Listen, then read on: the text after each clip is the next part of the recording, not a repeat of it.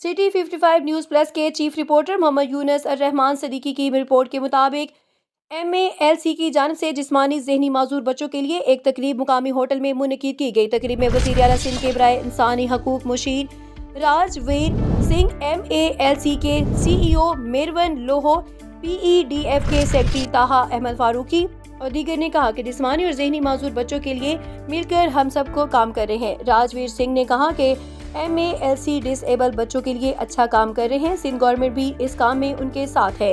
माजूर बच्चों की फिजियोथेरेपी समेत मुख्तलिफ शोबों में उन बच्चों का ख्याल किया जाता है। CEO मीरवा लोबो ने कहा कि हमारा इदारा ज़हनी माजूर बच्चों के मुख्तलिफ शोबों में काम कर रहे हैं। हम बच्चों को पढ़ाई, उनकी फिजियोथेरेपी, स्पोर्ट्स और दीगर चीज़ों में इन बच्चों ने ये मेहनत कर रहे हैं। हमारे मुख्तलिफ सेंटर से हज़ारों बच्चे मुस्तफ़ीद हो रहे हैं। आज के प्रोग्राम बहुत शानदार हुआ। मैं सबको मुबारकबाद देता हूँ।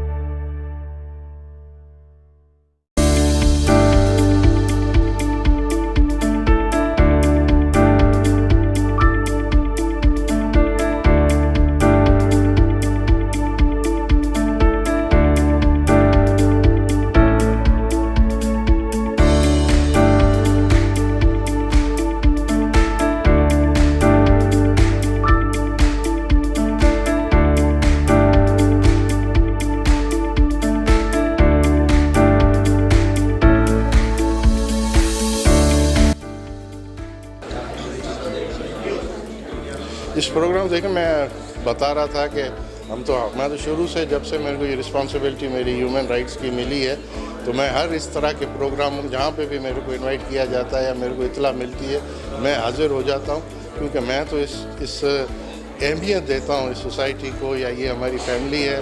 डिसेबिलिटी इनकी वजह, इनकी खुद की मिस्टेक से नहीं है, ये मालिक की तरफ से इनको एक हमें तोहफ़ा मिला हुआ है। हम इनके साथ खड़े हुए बहुत ही अच्छा लगते हैं, और जहाँ पे गवर्नमेंट की सपोर्ट की ज़रूरत है, गवर्नमेंट वैसे ही बहुत ज़्यादा सपोर्ट कर रही है, पर मैं हमेशा यहाँ पे खड़ा होकर कहता हूँ कि हमें मज़ीद भी काम करना है इसके अंदर।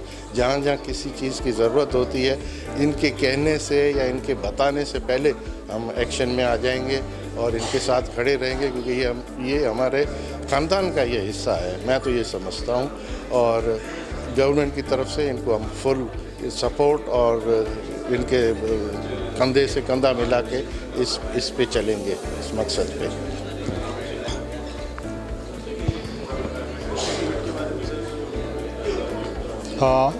देखिए, ये एक ज़ाहिर सी बात है कि इंटरनेशनल डे ऑफ डिसेबिलिटी है। बेसिकली ये एक आगाही है, लोगों को अवेयरनेस पहुँचे। आज भी मैं ये कहूँगा कि हमारे माशरे में एक स्टिग्मा है। लोग अब भी ये समझते हैं कि ये जो बच्चे पैदा हो रहे हैं या इनकी कोई डिसेबिलिटी है, तो कोई ना कोई उनके पेरेंट्स ने कोई गुनाह किया है, उनकी सज़ा मिल रही है। देखिए,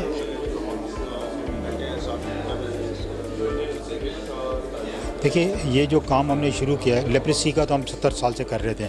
ان کے لیے فنڈنگ مل رہی تھی ہمیں جرمن لیپریسی ریلیف ایسوسی ایشن سے. مگر اتنا کام جو پھیلایا ہے یہ اگر سندھ گورنمنٹ سپورٹ نہیں کرتی تو یہ کام ناممکن ہے. جی ہمارے جو ابھی ڈسیبلٹی کے سینٹرز ہیں خاص طور پہ جو سندھ گورنمنٹ ہمیں دے رہی ہیں ڈی پی ٹی ڈپارٹمنٹ, وہ ہے کراچی میں ہے, آدم گوٹ ہے, ہائی وے پہ ہے. پھر قائد اعظم کے مزار کے سامنے ہمارا ایک سینٹر ہے معذور بچوں کے لیے ذہنی جو معذور ہیں. پھر ماتلی میں ایک نیا سینٹر کھولا ہے ہم نے, بدین میں کھولا ہے, لاڑکانہ میں کھولا ہے. آج سیکریٹری صاحب مجھ سے پھر کہہ رہے تھے کچھ اور اب لوگ پروجیکٹس ہیں. اب یہ ان کا ایک ٹرسٹ ہے, کانفیڈنس ہے, اور یہ کام ہماری ٹیم کر سکتی ہے. اس لیے کہ یہ ٹیم لیپریسی کے بارے میں جو جانتے تھے, جو لیپریسی کے چیلنجز تھے اس سے بخوبی ہم واقف ہیں, اور انشاءاللہ اس کے لیے ہم کام کنٹینیو رکھیں گے. Thank you.